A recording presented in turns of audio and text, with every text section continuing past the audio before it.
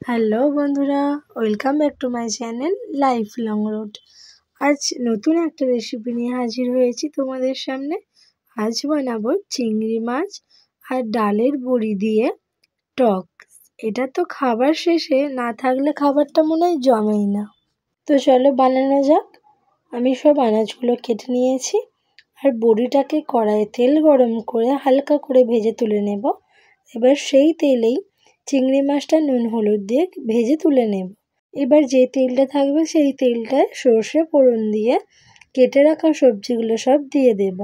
আমি এখানে সবজি দিয়েছি কড়াইশুঁটি, মূলো, বেগুন, রাঙালু, কুমড়ো। এই কড়াইশুঁটিগুলো গোটা গোটা টকে দিলে দারুণ লাগে খেতে। তাই এরকমভাবে একবার টক রান্না বাড়িতে বানিয়ে দেখো, সত্যি খুব ভালো লাগবে। এবার তেলের মধ্যে ভালো করে আনাজটা নাড়াচাড়া করে নিয়ে এবার নুন হলুদ গুঁড়ো দিয়ে আবারও ভালো করে ভাজা ভাজা করে নেব। আনাজটা ভাজা ভাজা হয়ে আসলে তারপর এতে কিছুটা জল দিয়ে আনাজগুলো ভালো করে সেদ্ধ করে নেব। সবজিগুলো সেদ্ধ হয়ে গেলে তারপর ভেজে রাখা চিংড়ি মাছ আর বড়িটা এর মধ্যে দিয়ে আর একটু নাড়াচাড়া করে নিয়ে তেঁতুলটা জলে গুলে রেখেছিলাম, সেই তেঁতুল গোলা জলটা এবার এই সবজির মধ্যে দিয়ে দেব। তারপর ভালো করে নাড়াচাড়া করে নিয়ে একটু ফুটবে যখন, পরিমাণ মতো চিনি দিয়ে স্বাদ মতো যে যেমন খাবে, যদি বেশি টক রাখো তাহলে অল্প চিনি দেবে, যদি একটু মিষ্টি মিষ্টি টক টক খেতে চাও তাহলে একটু বেশি করে চিনি দিতে হবে।